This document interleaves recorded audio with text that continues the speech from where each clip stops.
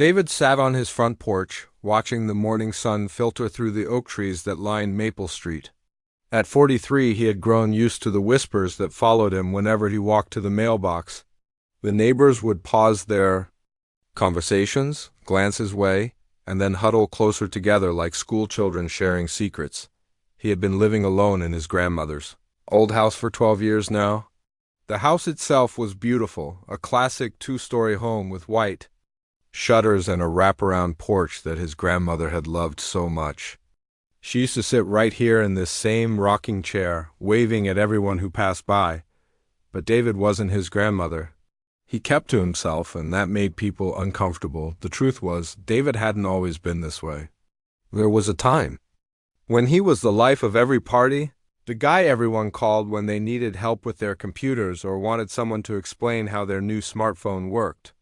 He had been a brilliant software engineer, working for a tech startup that was supposed to change the world. He had friends, went out on dates, and even had plans to buy a ring for his girlfriend of 3 years, but that was before everything fell apart. David still remembered that Tuesday morning when he walked into the office and found his business partners cleaning out his desk. They had stolen his code, his ideas, everything he had worked on for 2 years. Worse than that, they had somehow convinced everyone, including his girlfriend, that David was the one who had been stealing from the company. In one day, he lost his job, his reputation, his relationship, and most of his friends. The lawsuit dragged on for months. David spent every penny he had on lawyers, trying to prove that the revolutionary medical software was his creation. The program could help doctors diagnose rare diseases faster than ever before, potentially saving thousands of lives. But his former partners had connections, money, and a team of lawyers who knew how to make David look like a bitter ex-employee making false claims.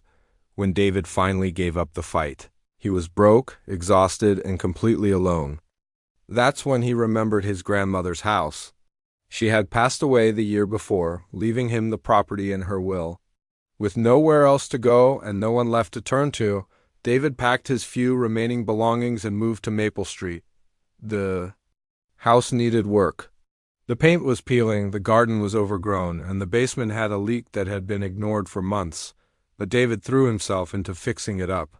It gave him something to focus on besides his anger and disappointment.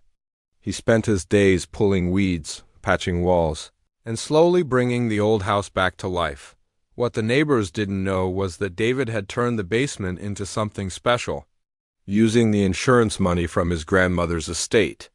And what little savings he had left, David had created a workshop that would make any tech company jealous.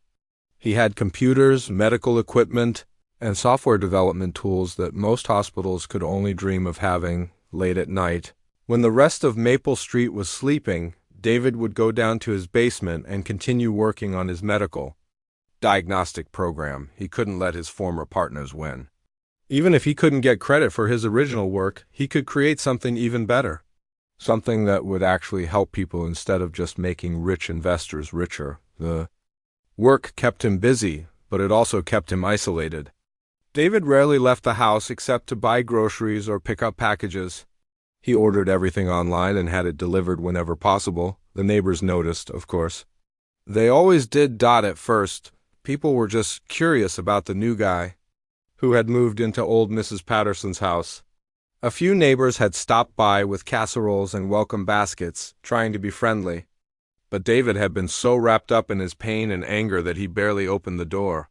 He would take the food, mumble a quick thank you, and close the door again. After a few months, people stopped trying. That's when the whispers started. "Have you seen that guy who lives in the Patterson house? I heard he never leaves except to get food. My kids say he just stares out the window all day. There's something not right about a man who lives completely alone like that." The whispers turned into jokes. At neighborhood barbecues, someone would always make a comment about the weird guy at the end of the street. The local book club would giggle about how he probably had 50 cats hidden in there. Even the teenagers got in on it, daring each other to ring his doorbell and run away. David heard it all. His house was close enough to the community park that sound carried, especially in the summer when everyone had their windows open. Every joke was like a small knife, reminding him of how alone he had become. But instead of making him want to reach out, the mockery just made him retreat further into himself. He started doing his grocery shopping at odd hours, like early in the morning or late at night, to avoid running into neighbors. When he did have to go out during normal hours, he could feel eyes watching him from behind curtains. Sometimes children would point and whisper. Their parents would quickly pull them along, but not before giving David strange looks. The homeowners association sent him letters complaining about his garden. Instead of the neat rows of flowers that his grandmother had maintained, David had planted herbs and medicinal plants. He was growing things that he needed for his research, plants that had healing properties but didn't look like what everyone expected in a suburban garden. The association president, a woman named Mrs. Henderson, left passive-aggressive notes about maintaining neighborhood standards. David ignored them all. He had bigger things to worry about than whether his oregano plants were bothering the neighbors. His work was starting to show real promise. The diagnostic program he was developing could identify patterns and symptoms that human doctors might miss. It could potentially help solve medical mysteries that had stumped entire teams of specialists, but David kept it all to himself. He had learned the hard way that sharing his work with others only led to betrayal and heartbreak. So he worked alone, ate alone, and lived alone, while the people around him made jokes about the strange man who had nothing better to do than tend to his weird plants and hide inside his house all day. What none of them realized was that David's isolation wasn't just protecting him from more betrayal. It was also allowing him to create something that could change medicine forever. Something that would soon prove to be exactly what desperate people needed most. But that day was still to come. For now, David was just the neighborhood hermit, the subject of whispered jokes and pointed stares, living his quiet life behind white shutters while the world moved on without him. 3 years had passed since David first moved to Maple Street, and the neighborhood's attitude toward him had shifted from mere curiosity to something much worse. What started as innocent whispers had grown into cruel entertainment, with David becoming the unofficial neighborhood joke that everyone felt free to share. It began with small things that David tried to ignore. Mrs. Henderson from the homeowners association had started timing her evening walks to coincide with when David watered his garden. She would slow down as she passed his house, making exaggerated gestures to other walkers about the strange plants he was growing. Soon, other neighbors began joining these evening tours, treating David's front yard like some kind of odd tourist attraction. The teenagers were getting bolder too. What started as occasional doorbell pranks had escalated into a regular game they called Bothering the Hermit. They would gather in groups of 4 or 5, daring each other to see who could get closest to David's windows without being spotted. Sometimes they would leave weird items on his porch just to see how long it would take him to find them. Once, David discovered a rubber snake coiled around his mailbox post, and another time he found a fake "For Sale" sign stuck in his front lawn. The annual neighborhood block party had become particularly painful for David. Even though he was never invited, his house sat right in the middle of the street where the party was held. He couldn't avoid seeing the celebration from his windows, and more importantly, he couldn't avoid hearing what people said about him. Last summer, David had been working in his basement when he heard loud laughter coming from the street. Curious. Despite himself, he had climbed the stairs and peered out through his living room curtains. The neighbors had set up tables and grills right in front of his house, and someone had brought a karaoke machine. But instead of singing normal songs, they were making up funny verses about the mystery man who never comes outside. One particularly cruel verse that David still remembered went something like, "He's got secrets in his basement, plants that look so weird. Maybe he's a mad scientist that we should really fear." Everyone laughed and clapped like it was the funniest thing they had ever heard. David had retreated back to his basement, but the singing continued for hours. The grocery store had become another source of embarrassment.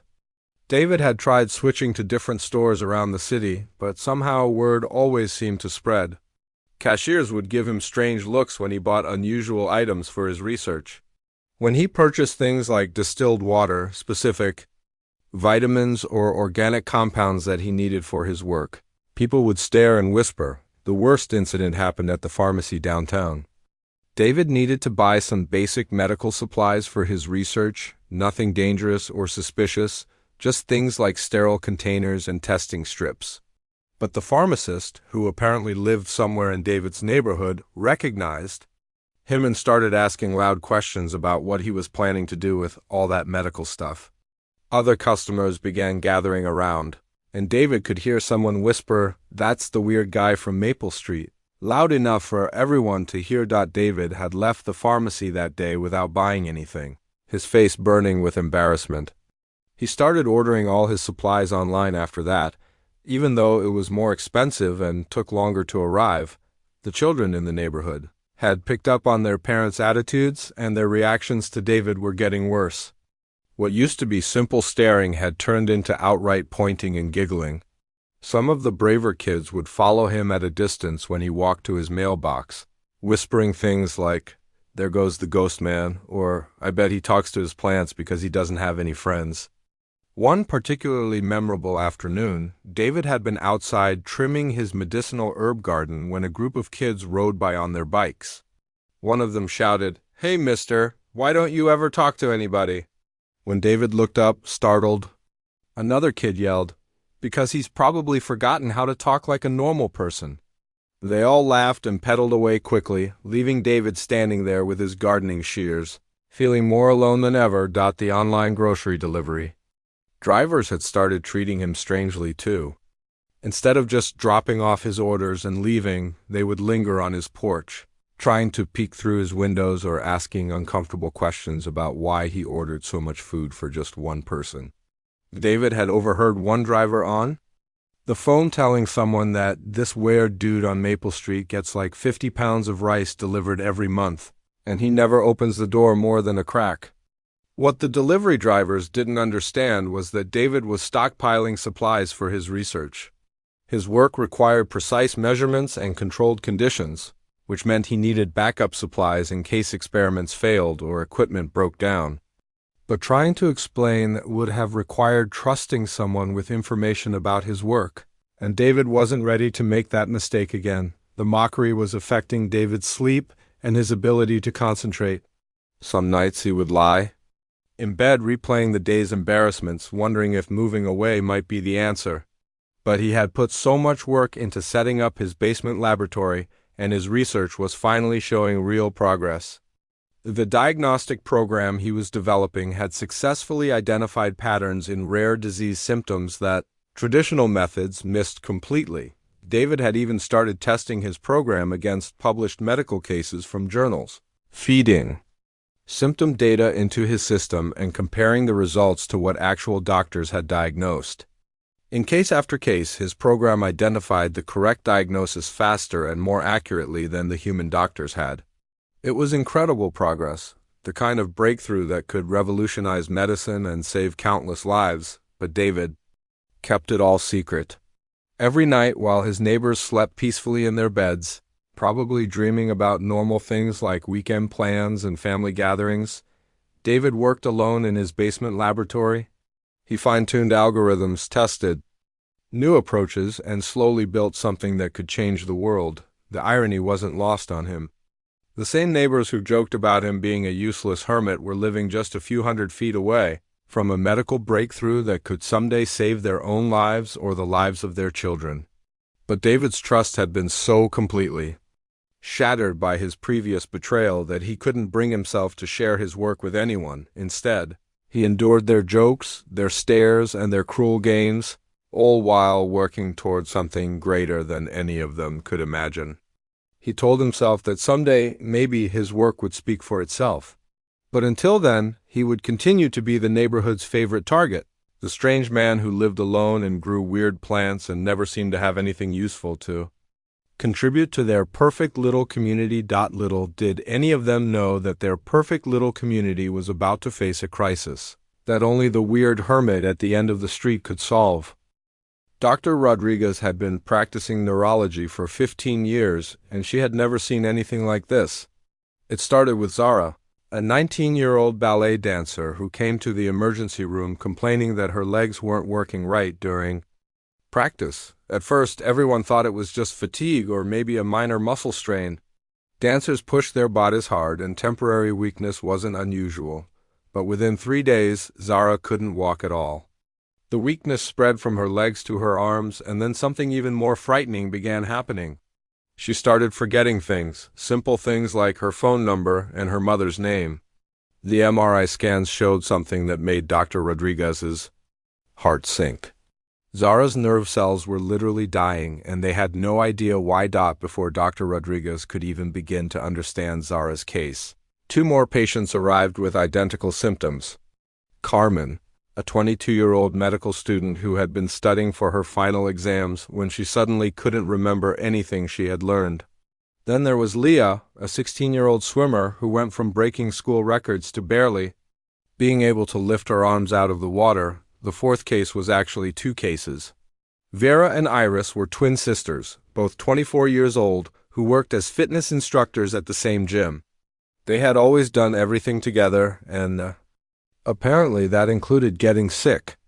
Both sisters developed symptoms on the exact same day, at almost the exact same time. Their mother found them collapsed on the floor of their apartment, unable to move their legs and confused about where they were. By the time the 5th case arrived, Dr. Rodriguez knew they were dealing with something unprecedented. The 5th patient was Beth, a 21-year-old new mother who had given birth just 3 months earlier. She came to the hospital when she realized she was having trouble holding her baby. The weakness in her arms was getting worse by the hour, and she was terrified that she might accidentally drop her child. All 5 women were different ages, came from different backgrounds, and lived in different parts of the city. The only things they had in common were their gender, their age range, and the fact that they were all suffering from the same mysterious condition that was destroying their nervous systems at an alarming rate. Dr. Rodriguez called in every specialist she could think of. Infectious disease experts ran test after test, looking for viruses, bacteria, or parasites that might explain the symptoms. Toxicologists checked for poisons or environmental contaminants. Genetic counselors examined family histories, searching for hereditary conditions that might suddenly manifest in young adults. Every test came back negative. Every theory led to a dead end. Meanwhile, all 5 women were getting worse. Zara, who used to dance for hours without getting tired, now needed help eating because her hands shook too much to hold a spoon. Carmen, who had been memorizing complex medical procedures just weeks before, sometimes forgot her own name. Leah couldn't even sit up in bed without help. The twins, Vera and Iris, were losing the ability to speak clearly, their words slurring together until even their parents couldn't understand them. And Beth was heartbroken because she could no longer safely hold her baby. The families were desperate. Zara's parents had flown in from across the country, spending their life savings on hotels and taking time off work they couldn't afford to. Luz, Carmen's grandmother, who had raised her after her parents died, sat by her bedside every day, praying and holding her hand. Leah's swim coach visited every afternoon, telling her about the team's victories and promising that her spot would be waiting when she got better. The twins' mother never left the hospital, moving between their rooms and refusing to go home even to sleep. Beth's husband was trying to care for their baby alone, while spending every free moment at his wife's bedside. Dr. Rodriguez felt the weight of their hope and desperation every time she walked into those hospital rooms. She had become a doctor to help people, to solve medical puzzles and save lives. But she was failing these 5 young women and their families. And she knew it. The other doctors at the hospital were starting to give up. They spoke in hushed tones about making the patients comfortable and helping families prepare for the worst. But Dr. Rodriguez refused to accept that. She started staying at the hospital until midnight, researching medical journals and case studies. Looking for any mention of similar symptoms, she expanded her search beyond current medical literature and began digging through older journals, archives, and even patent applications. That's when she found the first mention of neural regeneration therapy, buried in a 20-year-old patent filing that had been mysteriously withdrawn before approval. The patent was filed by someone named David Chun, and it described a revolutionary approach to treating degenerative nerve conditions. The preliminary data was incredible. In laboratory tests, Chun's treatment had actually reversed nerve damage, helping damaged cells repair themselves and regain function.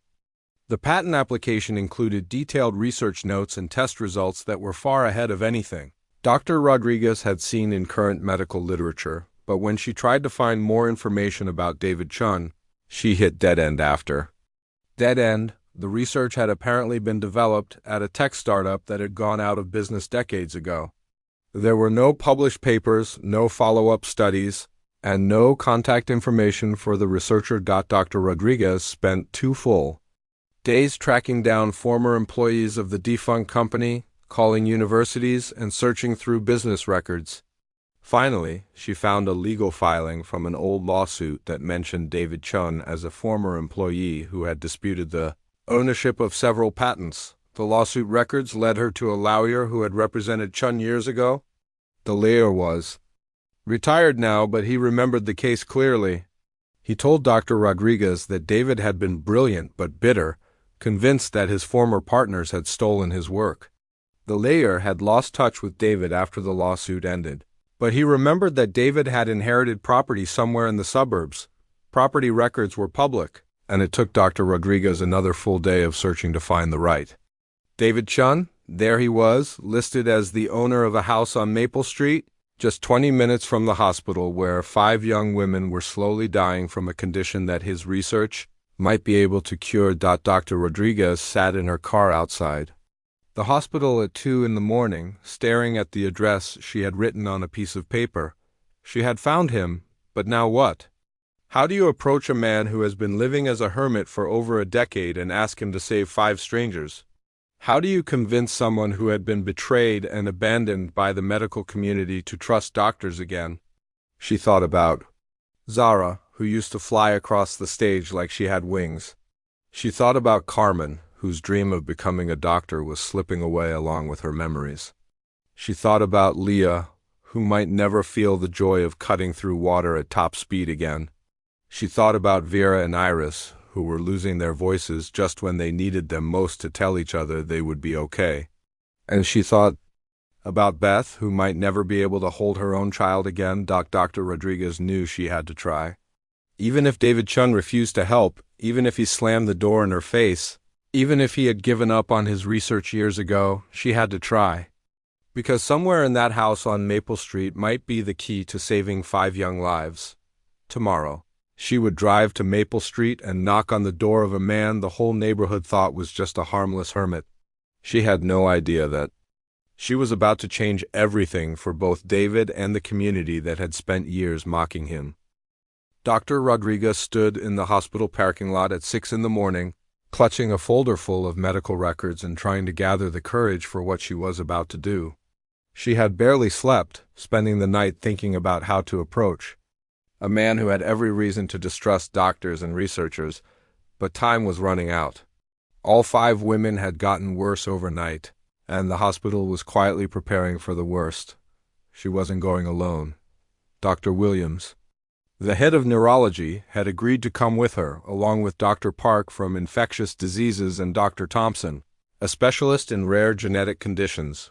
Dr. Rodriguez had also convinced Dr. Martinez, who worked in pediatric neurology, to join them. 5 doctors in white coats, all hoping that a neighborhood hermit might have the answers they desperately needed. The drive to Maple Street took exactly 18 minutes, but it felt like hours. Dr. Rodriguez kept rehearsing what she would say, how she would explain the situation without sounding desperate or crazy. How do you tell someone that 5 young women are dying and you think he might be the only person in the world who can save them? When they pulled up to David's house, Dr. Rodriguez was surprised by how normal it looked. She had been expecting something run down or strange, based on the neighborhood rumors she had heard from one of the nurses who lived nearby. Instead, she saw a well-maintained house with a beautiful garden full of plants she didn't recognize. The 5 doctors walked up to the front porch together, their white coats bright against the morning sun. Dr. Rodriguez took a deep breath and knocked on the door. They waited. She knocked again, louder this time. Still nothing. Maybe he's not home, Dr. Williams suggested. But Dr. Rodriguez had noticed a curtain move slightly in an upstairs window. He's home, she said, and knocked again. Mr. Chun? My name is Dr. Rodriguez. I'm from City General Hospital, and I need to talk to you about your research. It's urgent. There was a long silence. Then a voice came from behind the door, suspicious and tired. I don't know what you're talking about. Go away. Please, Dr. Rodriguez called out. I know about your neural regeneration work. I found the patents. 5 young women are dying, and I think you might be able to help them. Another silence. This one lasted so long that Dr. Park started to suggest they leave and come back later. But then the door opened just a crack, held in place by a chain lock. David's face appeared in the narrow opening, older and more tired than Dr. Rodriguez had expected, but his eyes were sharp and intelligent. Who sent you? He asked. Nobody sent us, Dr. Rodriguez said quickly. I found your research on my own. I've been working for 3 weeks trying to save these patients, and your work is the only thing I've found that might help them. David studied the 5 doctors standing on his porch. You're wasting your time. That research was stolen from me years ago. I don't work with hospitals anymore. But you're still working, Dr. Rodriguez said, making a guess based on the sophisticated equipment she could glimpse through the narrow door opening. You're still researching, aren't you? David's expression changed slightly, surprise flickering across his face. How did you find me? It took me 2 days of searching through patent records and legal documents, Dr. Rodriguez admitted. Mr. Chun, I know you have no reason to trust doctors or researchers. I know you were betrayed. But these aren't corporate executives or business partners. These are 5 young women with their whole lives ahead of them. I can't help you, David said, starting to close the door. Wait. Dr. Rodriguez pulled out her phone and showed him a picture of Zara from before she got sick, spinning in the air during a ballet performance. This is Zara. She's 19 years old, and 3 weeks ago she could dance for hours. Now she can't remember her own name. David paused, looking at the photo. Dr. Rodriguez quickly showed him another picture. This is Carmen.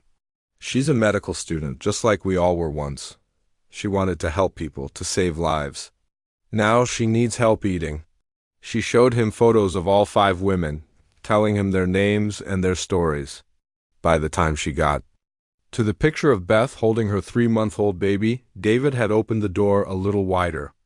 Even if I wanted to help, he said quietly, it would take months to adapt my treatment for specific cases. You said they don't have that kind of time. Then we'll work around the clock, Dr. Williams said. All of us, whatever you need. David shook his head. You don't understand. I work alone. I don't collaborate, I don't share data, and I don't trust research teams. Too many people have stolen from me. We're not asking you to trust us, Dr. Rodriguez said. We're asking you to trust them. She held up the photos again. 5 young women who never did anything to hurt you? While they were talking, neighbors had started to notice the unusual scene. Mrs. Henderson was peeking out from behind, her curtains across the street. A few dog walkers had slowed down to stare. Word was spreading quickly through the neighborhood that 5 doctors in white coats were standing on the hermit's porch. Having what looked like a very serious conversation, David noticed the growing audience and his face closed off again. This was a mistake. I can't help you. But before he could close the door, Dr. Rodriguez heard car doors slamming in the street. She turned to see more people arriving, but these weren't curious neighbors. These were the families of her patients. Zara's parents had driven straight from their hotel when Dr. Rodriguez called them that morning. Carmen's grandmother was being helped out of a taxi by Carmen's 2 aunts. Leah's mother and father were walking up the sidewalk, followed by the twins' parents and Beth's husband, who was carrying the baby. What's happening? David asked, staring at the group of people approaching his house. The families wanted to come, Dr. Rodriguez explained. When I told them I might have found someone who could help, they insisted on being here. Zara's mother reached the porch first. She was a small woman who looked like she hadn't slept in weeks, but her voice was strong. Are you the doctor who might be able to help my daughter? David looked confused. I'm not a doctor, I'm just ... You're the person who might save my baby's life, Zara's mother interrupted. That's all I need to know. Carmen's grandmother stepped forward next. She was in her 70s, leaning heavily on a walker, but she looked directly into David's eyes. My granddaughter wants to be a doctor. She wants to help people, just like you helped people with your research. Please don't let her dream die. One by one, the other family members spoke up. They didn't beg or cry. They simply told David about their daughters, their wives, their sisters. They talked about ballet recitals and swimming medals and wedding plans and baby's first steps, the neighborhood. Crowd was getting larger. People were coming out of their houses, standing on their front lawns, trying to understand what was happening. These weren't the usual jokes about the weird hermit. This was something serious, something important. Mrs. Henderson crossed the street, walking slowly toward David's house. When she reached the edge of his front yard, she stopped and called out, "David? Is everything all right?" It was the first time anyone in the neighborhood had ever used his name. David looked around at the crowd of doctors, families, and neighbors, all looking at him with hope and expectation. For 12 years he had been the subject of their jokes and gossip. Now suddenly he was the center of their hopes. "I need to think," he said finally. "Give me 24 hours. "We don't have 24 hours, Dr. Rodriguez said gently. "Every hour we wait, they get worse." Beth's husband stepped forward, adjusting the baby in his arms. "My wife held our son for the first time 3 months ago," he said. "Yesterday she couldn't even touch his face because her hands were shaking so badly. Please, if there's any chance you can help her hold him again, we'll do whatever it takes." David looked at the baby, then at the desperate faces surrounding his porch, then at the neighbors who had spent years treating him like a curiosity. Everything he had built, his new life around, all the walls he had put up to protect himself, was being challenged by 5 young women he had never met. "I'll look at their medical records," he said finally, "but I'm not promising anything." It wasn't the answer they had hoped for, but it was better than the door slamming shut. As the families and doctors began to discuss next steps, the neighborhood of Maple Street realized that the man they had been mocking for over a decade might be the most important person among them. David spent that entire night reading through the medical files that Dr. Rodriguez had left with him. He spread the documents across his kitchen table, studying test results, brain scans, and treatment histories under the bright light of his grandmother's old lamp. What he saw made his hands shake with more than just exhaustion. The 5 women were suffering from something he had never encountered before. But the pattern of nerve damage was exactly what his treatment was designed to reverse. More than that, the condition was progressing so rapidly that traditional medicine would never catch up in time. His neural regeneration therapy might be their only hope. By sunrise, David had made his decision.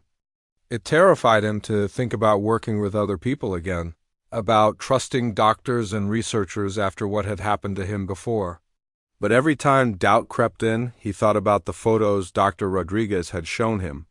Zara spinning through the air, Carmen studying her medical textbooks, Beth holding her newborn baby. At 7 in the morning, David called the number Dr. Rodriguez had given him. She answered on the first ring, as if she had been sitting by the phone all night. "I'll help," David said simply. "But you need to know that what I'm going to show you has to stay secret until we know it works. I won't have my research stolen again." "Whatever you need," Dr. Rodriguez promised. "When can we start?" "Now," David said. "But first, I need to show you something." An hour later, the same 5 doctors from yesterday were standing in David's living room. But this time he led them through his kitchen and down a set of stairs they hadn't noticed before. What they saw in David's basement left them speechless. The space looked like something from a futuristic medical center. Computer screens covered one entire wall, displaying complex brain imaging software and diagnostic programs. There were machines for analyzing blood samples, equipment for growing cell cultures, and a setup for creating custom medications that would have cost millions of dollars at any hospital. "How did you build all this?" Dr. Williams asked, staring. At equipment he had only seen in the most advanced research facilities. 12 years of work, David said quietly, and most of my grandmother's life insurance money. Dr. Rodriguez was examining the diagnostic program running on David's main computer. This is incredible. Your software can predict nerve damage patterns weeks before they show up on traditional tests.